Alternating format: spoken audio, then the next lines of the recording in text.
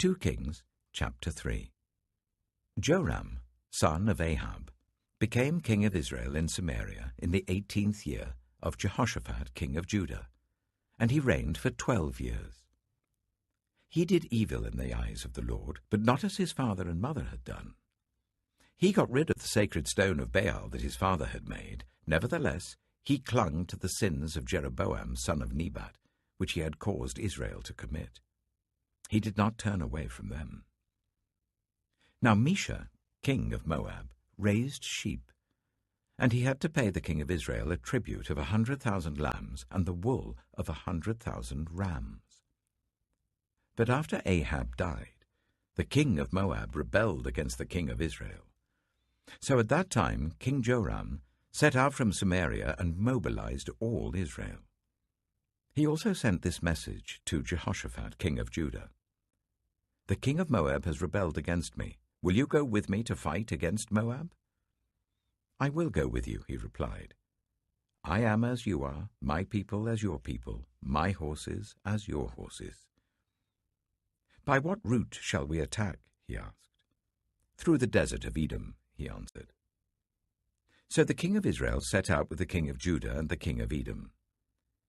After a roundabout march of 7 days, the army had no more water for themselves or for the animals with them. "What?" exclaimed the king of Israel. "Has the Lord called us 3 kings together, only to deliver us into the hands of Moab?" But Jehoshaphat asked, "Is there no prophet of the Lord here, through whom we may inquire of the Lord?" An officer of the king of Israel answered, "Elisha, son of Shaphat, is here. He used to pour water on the hands of Elijah." Jehoshaphat said, "The word of the Lord is with him." So the king of Israel and Jehoshaphat and the king of Edom went down to him. Elisha said to the king of Israel, "Why do you want to involve me? Go to the prophets of your father and the prophets of your mother." "No," the king of Israel answered, "because it was the Lord who called us 3 kings together to deliver us into the hands of Moab." Elisha said, "As surely as the Lord Almighty lives, whom I serve, if I did not have respect for the presence of Jehoshaphat, king of Judah, I would not pay any attention to you. But now, bring me a harpist." While the harpist was playing, the hand of the Lord came on Elisha, and he said, "This is what the Lord says. I will fill this valley with pools of water. For this is what the Lord says. You will see neither wind nor rain, yet this valley will be filled with water, and you, your cattle, and your other animals will drink. This is an easy thing in the eyes of the Lord. He will also deliver Moab into your hands. You will overthrow every fortified city and every major town. You will cut down every good tree, pluck up all the springs, and ruin every good field with stones." The next morning, about the time for offering the sacrifice, there it was, water flowing from the direction of Edom, and the land was filled with water. Now all the Moabites had heard that the kings had come to fight against them, so every man, young and old, who could bear arms, was called up and stationed on the border. When they got up early in the morning, the sun was shining on the water. To the Moabites across the way, the water looked red, like blood. "That's blood," they said. "Those kings must have fought and slaughtered each other. Now to the plunder, Moab." But when the Moabites came to the camp of Israel, the Israelites rose up and fought them until they fled, and the Israelites invaded the land and slaughtered the Moabites. They destroyed the towns, and each man threw a stone on every good field until it was covered. They stopped up all the springs and cut down every good tree. Only Kir-Hareseth was left with its stones in place, but men armed with slings surrounded it and attacked it. When the king of Moab saw that the battle had gone against him, he took with him 700 swordsmen to break through to the king of Edom, but they failed.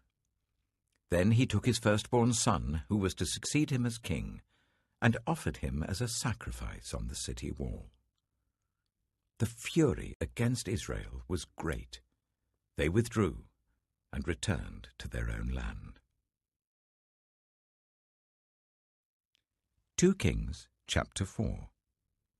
The wife of a man from the company of the prophets cried out to Elisha, "Your servant, my husband, is dead, and you know that he revered the Lord. But now his creditor is coming to take my 2 boys as his slaves." Elisha replied to her, "How can I help you? Tell me, what do you have in your house?" "Your servant has nothing there at all," she said, "except a small jar of olive oil." Elisha said, "Go round and ask all your neighbors for empty jars. Don't ask for just a few. Then go inside and shut the door behind you and your sons. Pour oil into all the jars, and as each is filled, put it to one side." She left him and shut the door behind her and her sons. They brought the jars to her, and she kept pouring. When all the jars were full, she said to her son, "Bring me another one." But he replied, "There's not a jar left." Then the oil stopped flowing. She went and told the man of God, and he said, "Go, sell the oil and pay your debts. You and your sons can live on what is left." One day Elisha went to Shunem, and a well-to-do woman was there who urged him to stay for a meal. So whenever he passed by, he stopped there to eat. She said to her husband, "I know that this man who often comes our way is a holy man of God. Let's make a small room on the roof and put in it a bed and a table, a chair and a lamp for him. Then he can stay there whenever he comes to us."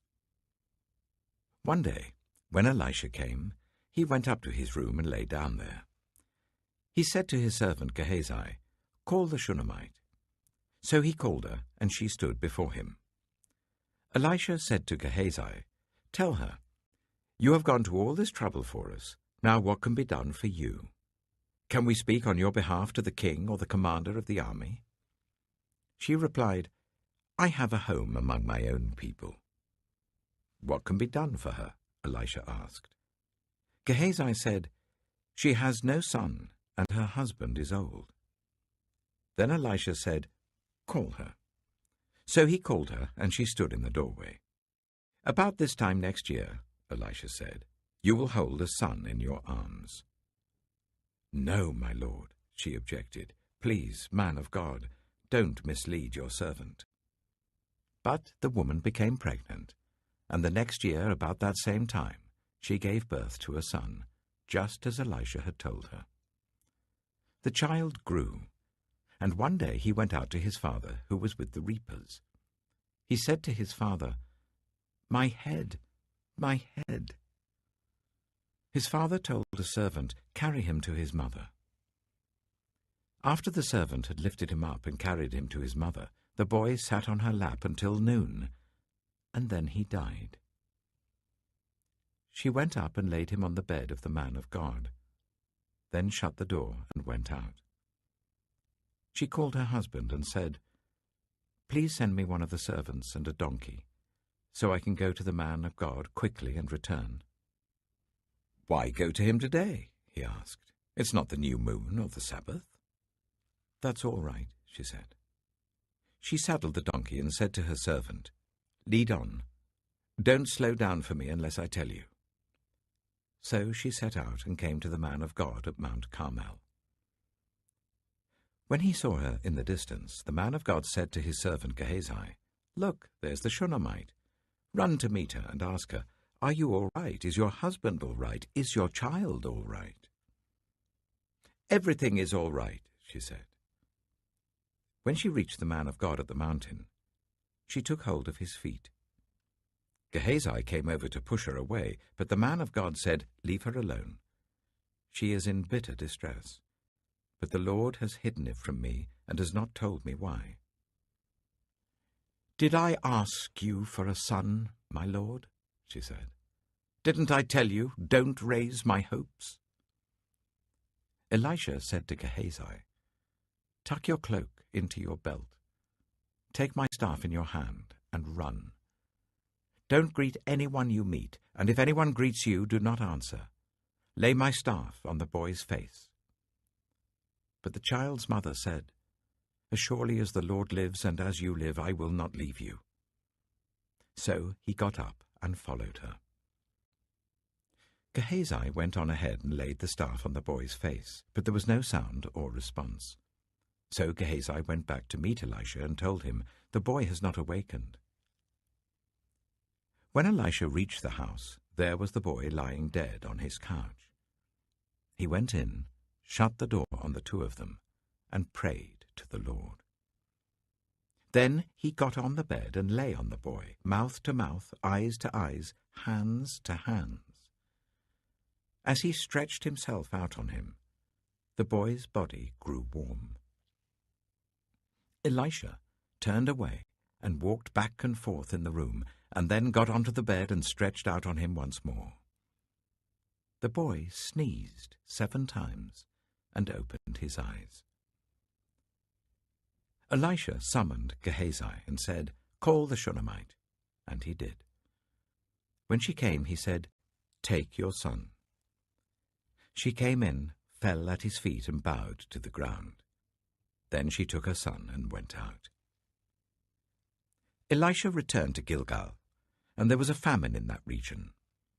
While the company of the prophets was meeting with him, he said to his servant, "Put on the large pot and cook some stew for these prophets." One of them went out into the fields to gather herbs and found a wild gourd plant and picked as many of its gourds as his garment could hold. When he returned, he cut them up into the pot of stew, though no one knew what they were. The stew was poured out for the men, but as they began to eat it, they cried out, "Man of God, there is death in the pot!" And they could not eat it. Elisha said, "Get some flour." He put it into the pot and said, "Serve it to the people to eat." And there was nothing harmful in the pot.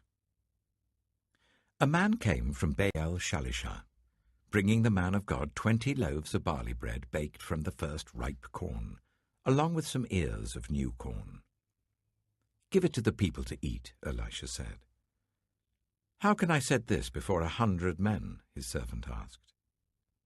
But Elisha answered, "Give it to the people to eat, for this is what the Lord says. They will eat and have some left over." Then he set it before them, and they ate and had some left over, according to the word of the Lord. 2 Kings chapter 5. Now Naaman was commander of the army of the king of Aram. He was a great man in the sight of his master, and highly regarded, because through him the Lord had given victory to Aram. He was a valiant soldier, but he had leprosy. Now bands of raiders from Aram had gone out and had taken captive a young girl from Israel, and she served Naaman's wife. She said to her mistress, "If only my master would see the prophet who is in Samaria, he would cure him of his leprosy." Naaman went to his master and told him what the girl from Israel had said. "By all means go," the king of Aram replied. "I will send a letter to the king of Israel." So Naaman left, taking with him 10 talents of silver, 6,000 shekels of gold, and 10 sets of clothing. The letter that he took to the king of Israel read, "With this letter I am sending my servant Naaman to you, so that you may cure him of his leprosy." As soon as the king of Israel read the letter, he tore his robes and said, "Am I God? Can I kill and bring back to life? Why does this fellow send someone to me to be cured of his leprosy? See how he is trying to pick a quarrel with me." When Elisha, the man of God, heard that the king of Israel had torn his robes, he sent him this message, "Why have you torn your robes? Make the man come to me, and he will know that there is a prophet in Israel." So Naaman went with his horses and chariots and stopped at the door of Elisha's house. Elisha sent a messenger to say to him, "Go, wash yourself 7 times in the Jordan, and your flesh will be restored, and you will be cleansed." But Naaman went away angry and said, "I thought that he would surely come out to me and stand and call on the name of the Lord his God, wave his hand over the spot and cure me of my leprosy.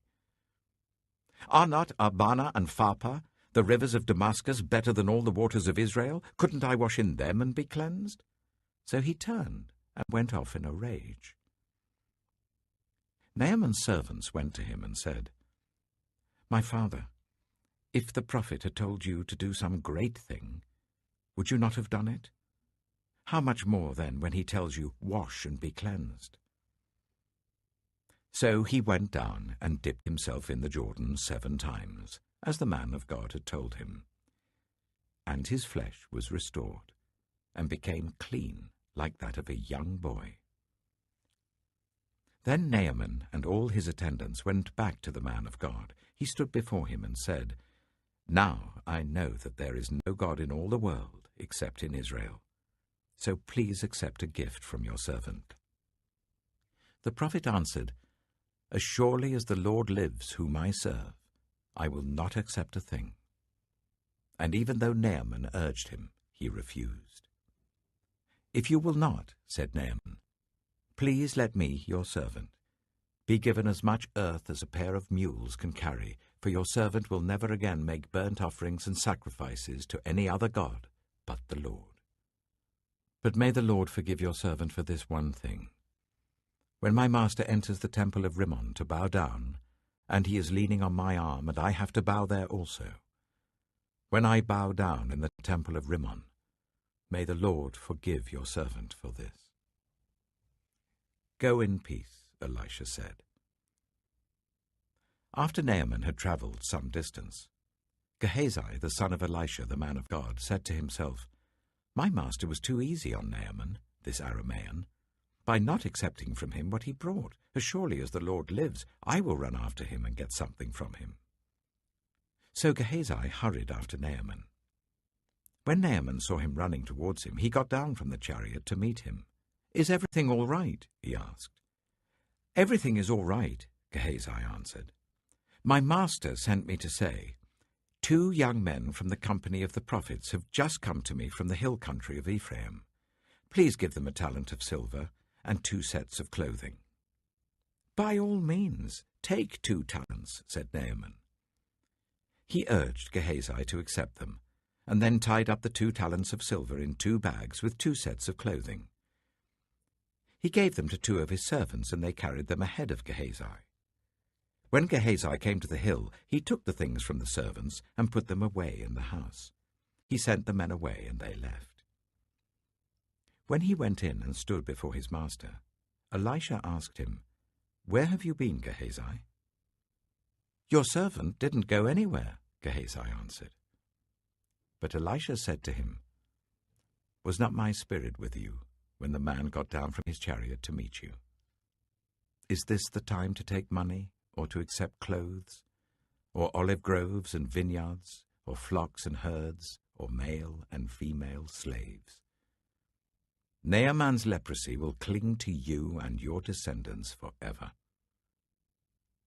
Then Gehazi went from Elisha's presence, and his skin was leprous.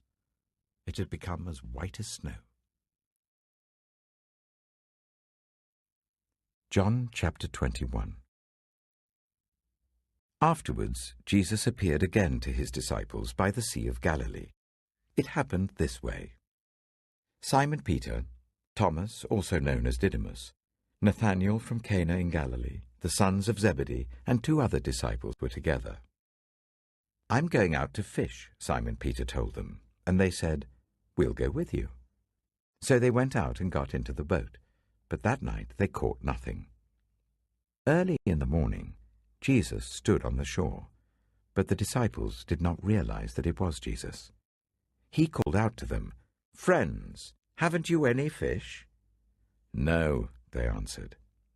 He said, "Throw your net on the right side of the boat and you will find some." When they did, they were unable to haul the net in because of the large number of fish.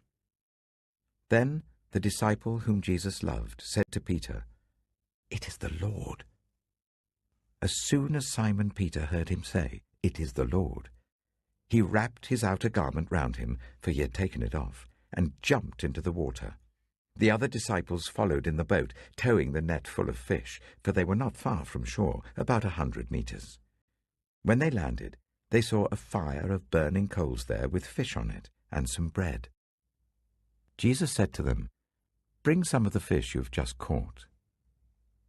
So Simon Peter climbed back into the boat and dragged the net ashore.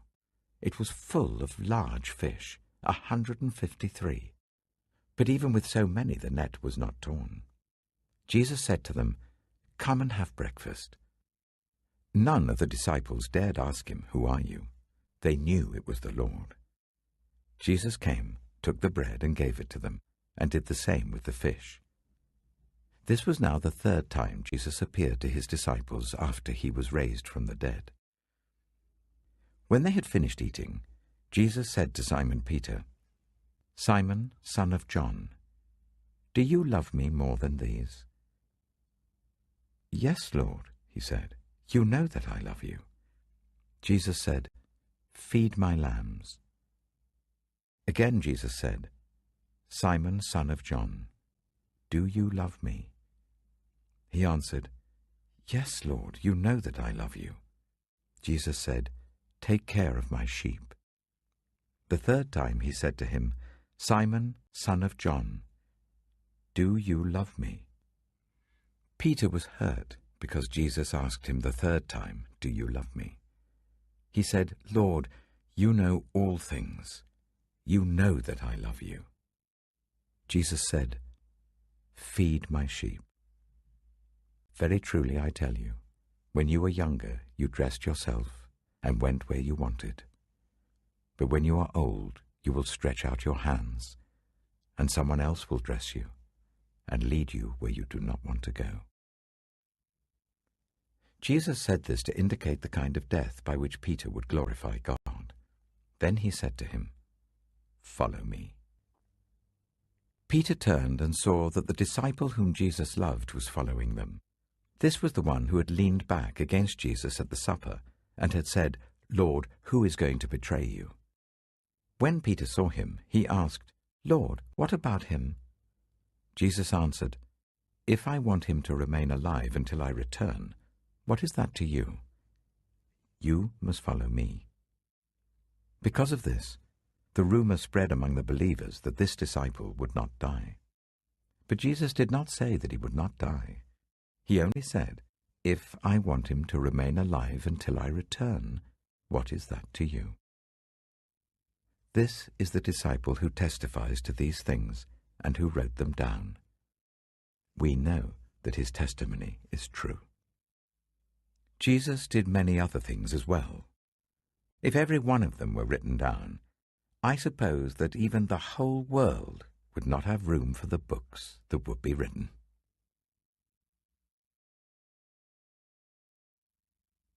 Psalm 125. Those who trust in the Lord are like Mount Zion, which cannot be shaken but endures forever. As the mountains surround Jerusalem, so the Lord surrounds his people both now and forevermore.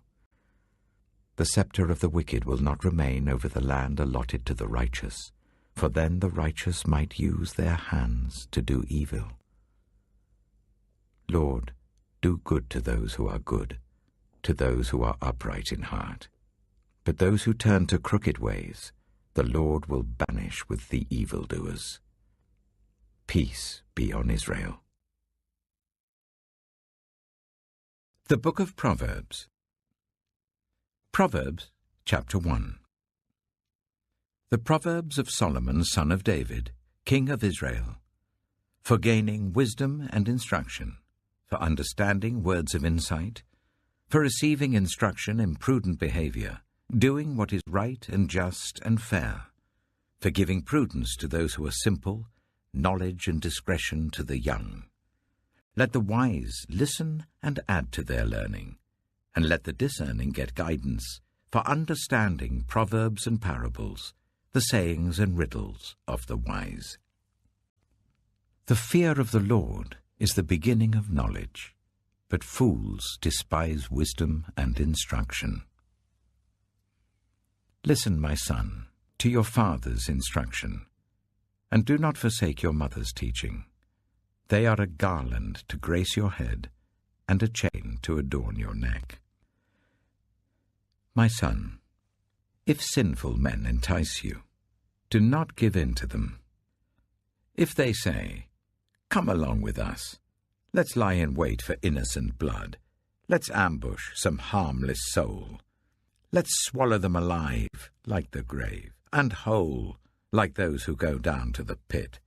We will get all sorts of valuable things and fill our houses with plunder. Cast lots with us. We will all share the loot." My son, do not go along with them. Do not set foot on their paths, for their feet rush into evil. They are swift to shed blood. How useless to spread a net where every bird can see it.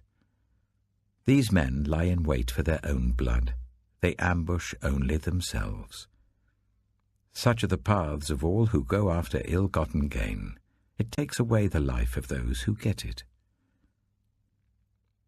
Out in the open, wisdom calls aloud. She raises her voice in the public square. On the top of the wall she cries out. At the city gate she makes her speech. How long will you who are simple love your simple ways? How long will mockers delight in mockery and fools hate knowledge? Repent at my rebuke.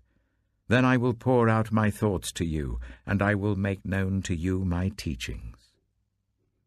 But since you refuse to listen when I call, and no one pays attention when I stretch out my hand, since you disregard all my advice and do not accept my rebuke, I in turn will laugh when disaster strikes you. I will mock when calamity overtakes you. When calamity overtakes you like a storm, when disaster sweeps over you like a whirlwind, when distress and trouble overwhelm you, then they will call to me, but I will not answer. They will look for me, but will not find me, since they hated knowledge and did not choose to fear the Lord. Since they would not accept my advice and spurned my rebuke, they will eat the fruit of their ways and be filled with the fruit of their schemes. For the waywardness of the simple will kill them, and the complacency of fools will destroy them. But whoever listens to me will live in safety and be at ease, without fear of harm.